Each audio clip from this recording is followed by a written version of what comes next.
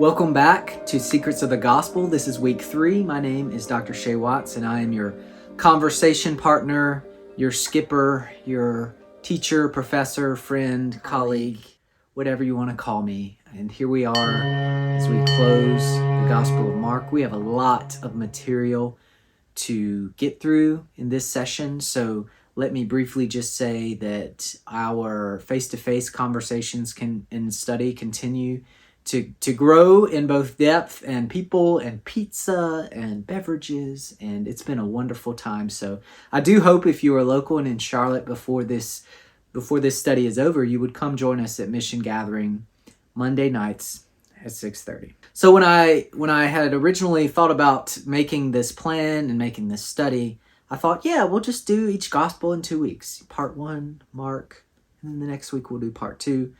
And as you saw in week 2, we got about 43.6%, I believe, through the text. So we're going to have to scoot on this one, but I want to highlight some things because it's really important what's going on. We'll start with the ecumenical mission of Jesus, of a broadening of the mission. Jesus starts in the Galilee. Of course, we have the Sea of Galilee, or really the Lake of Galilee. So Jesus is going to be bouncing back and forth in Mark. There's sort of a here and there rhythm, and we're going to get that a lot. And we're going to spend some time in the ocean, so make sure you have your sunscreen and your blanket and whatever else that you need. So in chapter 6, it says, right then Jesus made his disciples get into a boat and go ahead to the other side of the lake toward Bethsaida. Okay, Bethsaida, remember, we don't know exactly where it is, but we are to believe that it's sort of on the other side with those other people, okay? So Jesus is broadening the mission out this way. He dismissed the crowd. After saying goodbye to them, Jesus went up on a mountain to pray. Evening came and the boat was in the middle of the lake, but he alone was on the land. Someone forgot to tie it down, apparently. He saw his disciples struggling. They were trying to row forward, but the wind was blowing against them. Very early in the morning, he came to them, walking on the lake.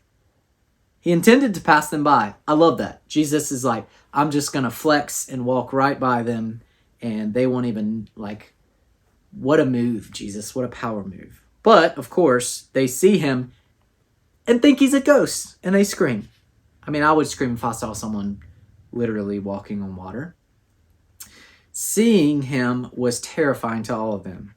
Just then, or immediately, remember Mark is quick. It's a short story. It's fast. There's lots of, twists and turns. Be encouraged. Don't be afraid. He got into the boat, and the wind settled down. His disciples were so baffled because they were beside themselves because they hadn't understood about the loaves. Their minds had been closed so that they resisted God's ways. So here the disciples are. And again, the Gospel of Mark, we could say a theme of the Gospel of Mark is failed discipleship, of the disciples who are closest to Jesus not really getting a good picture of what Jesus is like or who Jesus is. And I'm sure we can't think of any contemporary examples of that.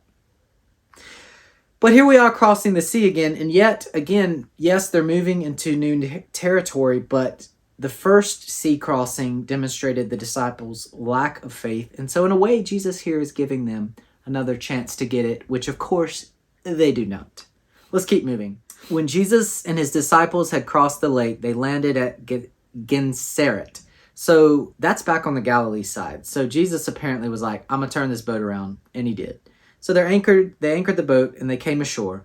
People immediately recognized him. Why? Because this is his home base. And so he's been healing everybody, unclean spirits, touching lepers, all that. And the word's getting out, even though Jesus says, don't tell anyone. They're telling everybody. Putting it on Twitter, live streaming the healings on Instagram. Wherever he went, villages, cities, or farming communities, they would place the sick in the marketplaces and beg him. Everyone that touched him was healed. What does it say of Jesus to be so willing not only to heal and to restore physically and socially, but to be touched by sick people so that they would be made whole, that they would be healed? So let's keep moving. The Pharisees and some legal experts from Jerusalem gathered around Jesus. They saw some of his disciples eating food with unclean hands. They didn't wash for 20 seconds or have any hand sanitizer there. They were eating without first ritually purifying their hands through washing. I love this parenthetical because it's like, in case you don't know, this is the scandal. So the Pharisees and legal experts asked Jesus, "Why are your disciples not living according to the rules handed down by the elders, but instead eating food with ritually unclean hands?" Jesus responds, "Isaiah really knew what he was talking about when he prophesied about you hypocrites. He wrote, 'This people honors me with their lips, but their hearts are far away from me. Their worship of me is empty, since they teach instructions that are human words.' You ignore God's commandment while holding on to rules created by humans and handed down to you." Then Jesus called the crowd again and said, "Nothing outside of a person can enter and contaminate a person in God's sight. Rather, the things that come out of a person contaminate the person." So Jesus is talking about more than dirty hands here. He's talking about unclean or impure hearts, as it were. And so really what he's getting at is, hey, you have these rules and these traditions and even these commandments about being ritually clean, but the reality is they're just human words. They're just rules you made up because you're denying the very heart of the commandment, the very point of all of this. And so Jesus says, hey, you're rotten on the inside, bro. It's not something from the outside that's gonna affect your heart. It might contaminate your hands, but it's from the inside that your heart is itself contaminated and that flows out. Let's keep moving.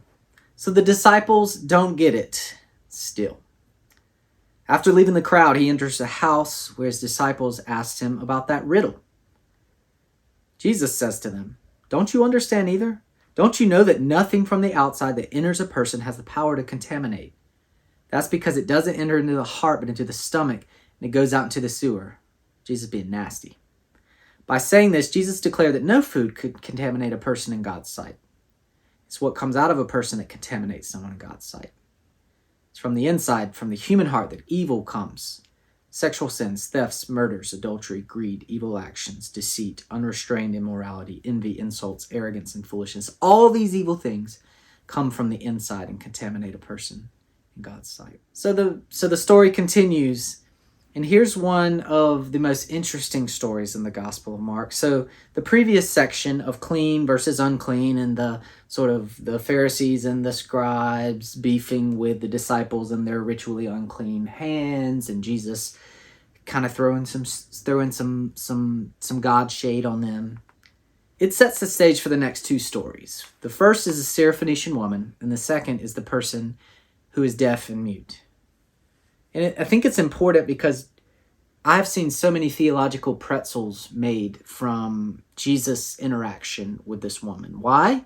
Because he doesn't appear.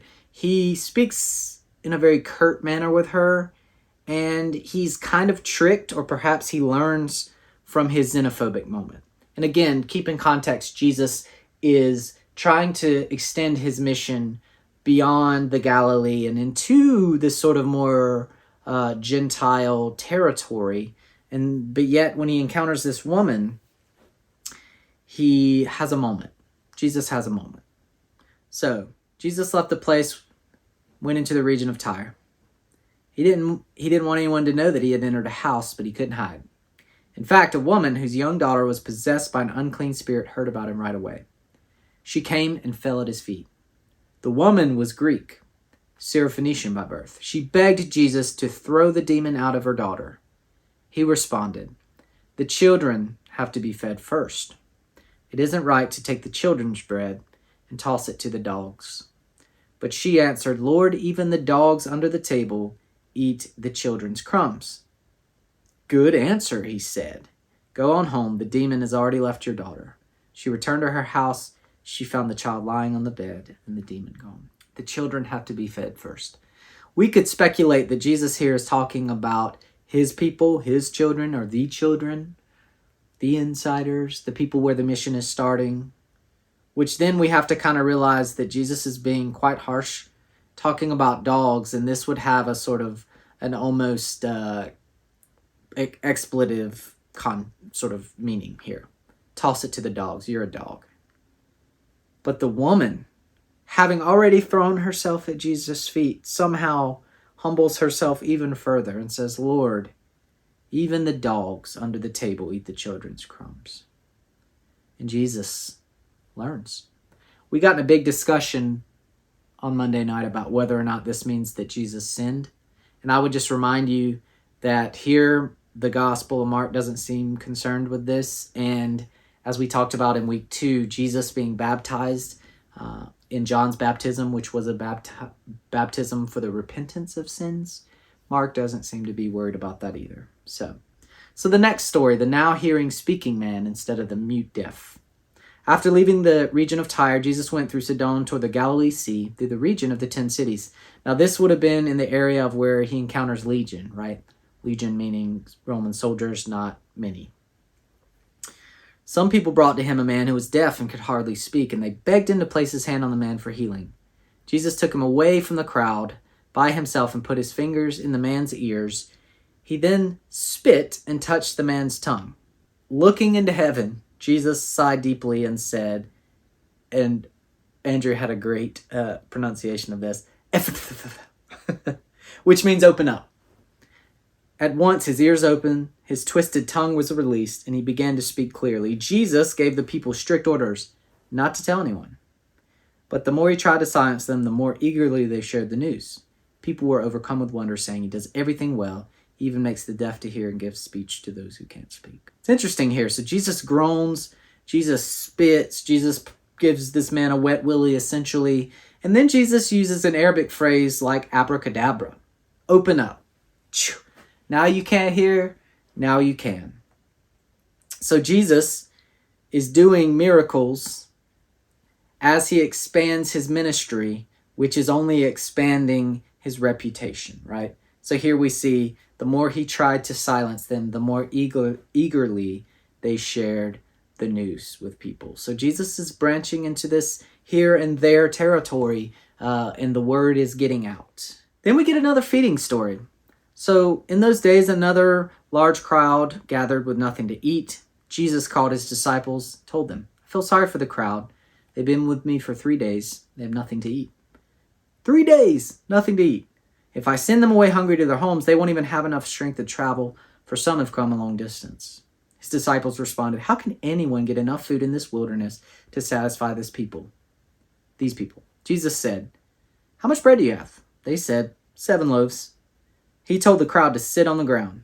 He took the 7 loaves, gave thanks, broke them apart, gave them to his disciples to distribute. They gave the bread to the crowd.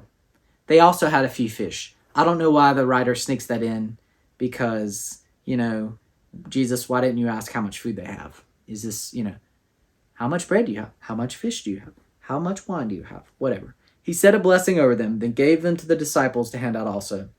They ate until they were full.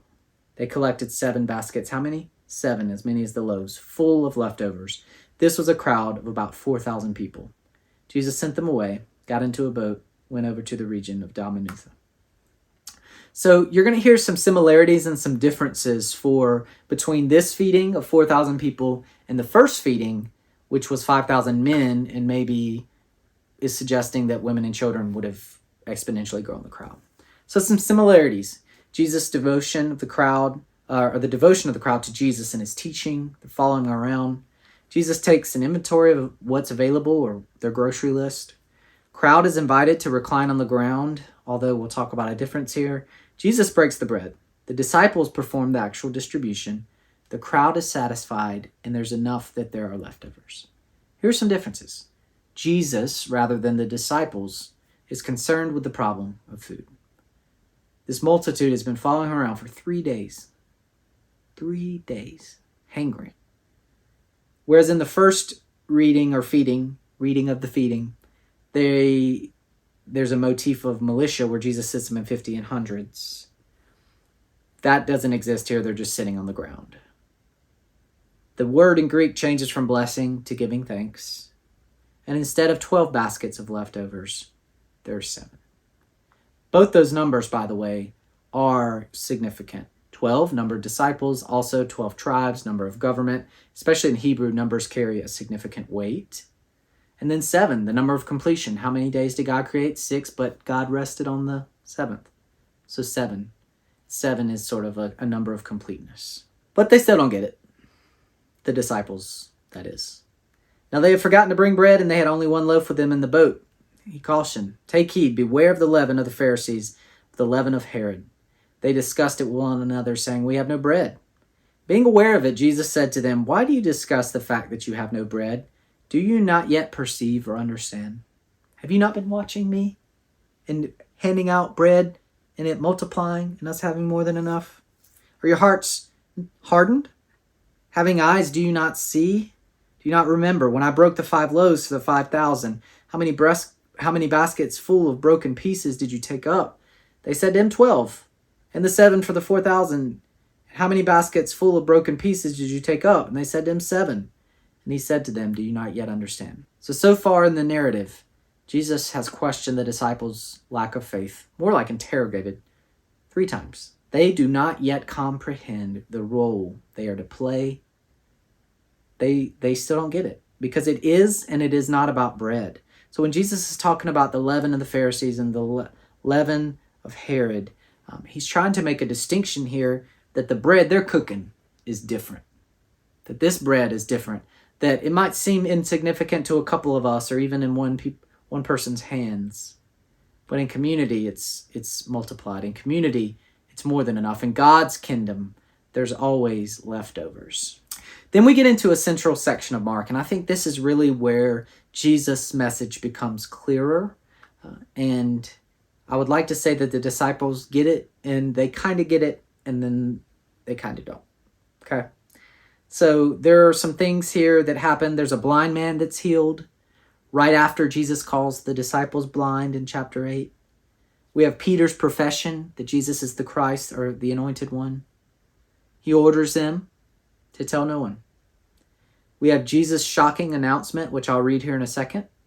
And then we have a metamorphosis or a transfiguration that, in context, is strange, but we can kind of see what the story is leading up to at this point.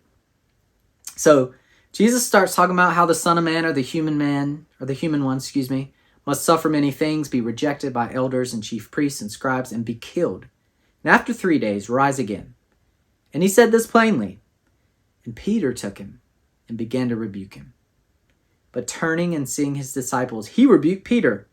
"You don't rebuke me, I'm Jesus. I'll rebuke you, Peter, for rebuking me. Get behind me, Satan," or adversary, enemy, or accuser, questioner.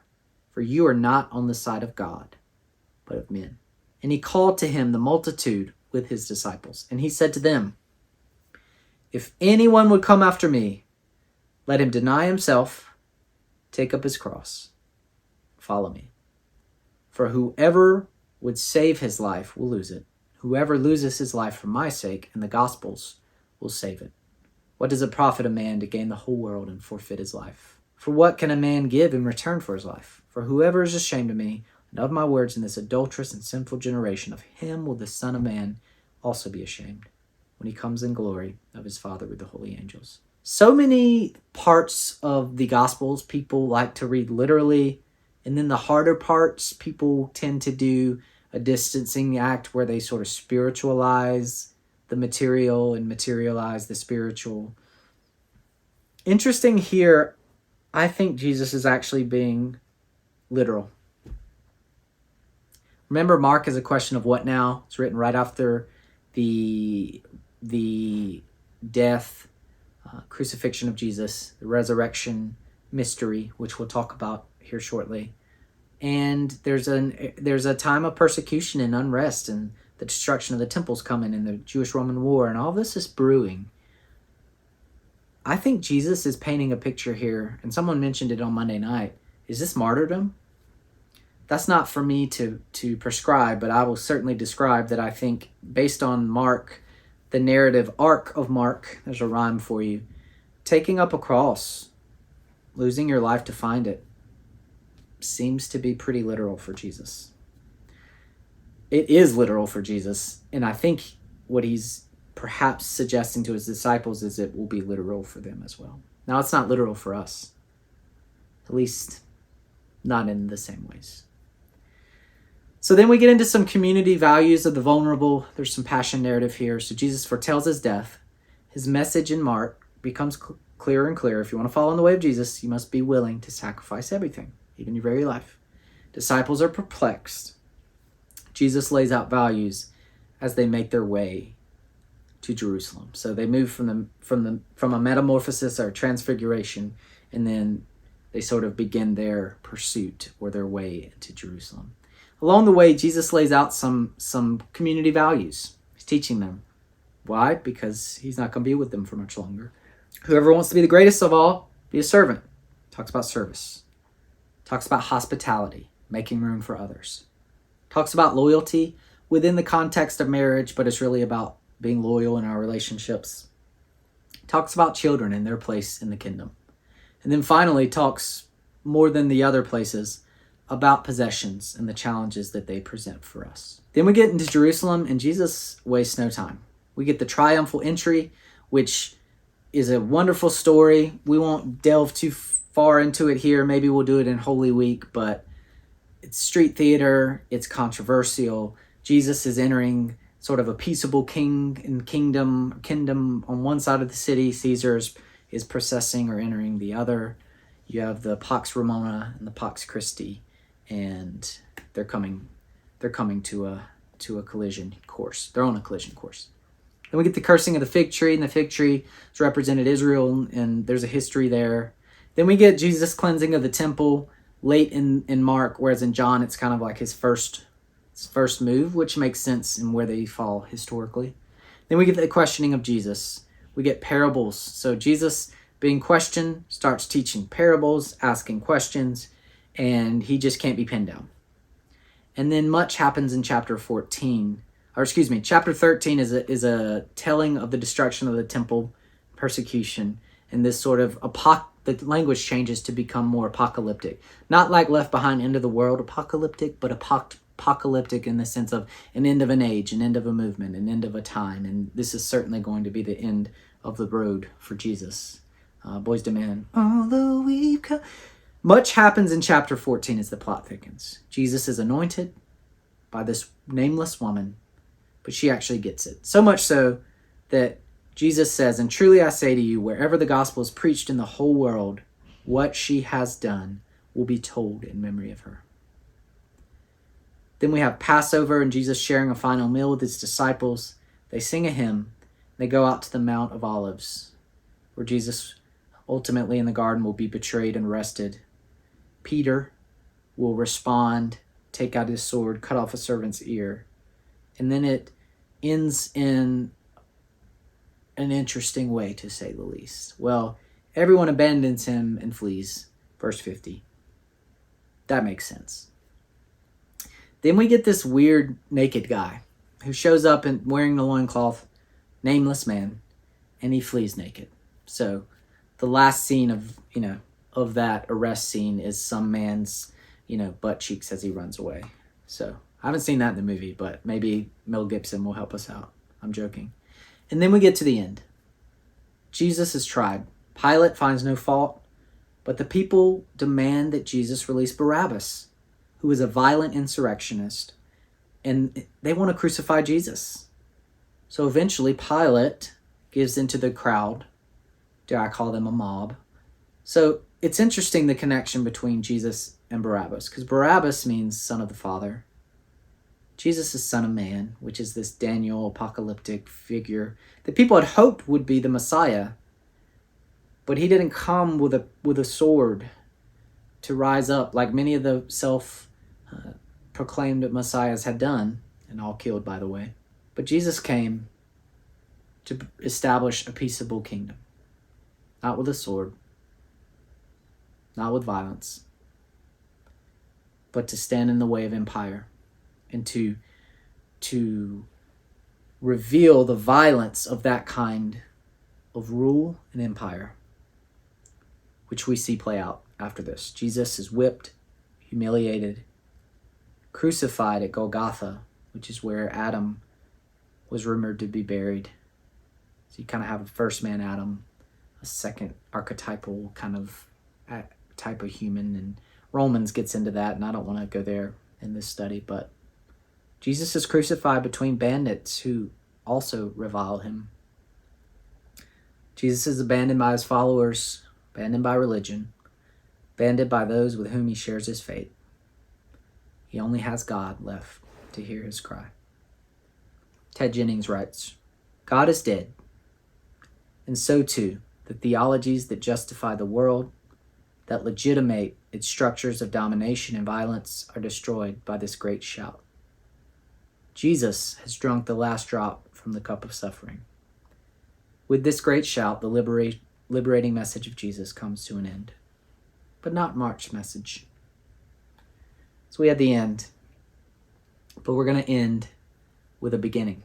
Chapter 16, first 8 verses. When Sabbath was past, Mary Magdalene, Mary the mother of James, Salome, women who were there at the end are now there at the beginning. They bring spices to go and anoint him. And very early on the first day of the week, they went to the tomb when the sun had risen. Funny. And they were saying to one another, who will roll away the stone from us from the door of the tomb? And looking up, they saw that the stone was rolled back. It was very large. And entering the tomb, they saw a young man sitting on the right side, dressed in a white robe. Hopefully not the one who ran away naked. Maybe he found his clothes. And they were amazed, and he said to them, do not be amazed. You seek Jesus of Nazareth, who was crucified. He is risen. He's not here. See the place where they laid him. But go, tell his disciples and Peter, he's going before you to Galilee. There you will see him, as he told you. And they went out and fled from the tomb, for trembling and astonishment had come upon them.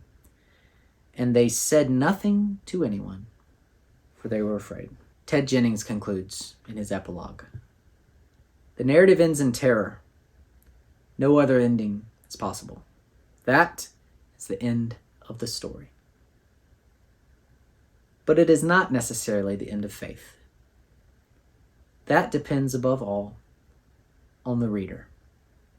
Knowing what we know, will we still dare meet him in the Galilee of the mission of the reign of God?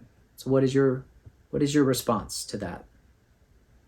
To that beginning, that invitation to begin again after the terrifying, amazing, disorienting, illogical resurrection of Jesus. Dare we meet him in the Galilee to begin again as we seek to bring about the reign of God. Looking ahead, join us for part 1 of Matthew's Gospel. We're going to get into a lot more Jewish language, tradition, fun little genealogy, and hopefully we'll be able to get about halfway through. See you on Monday night at 6:30. Take care.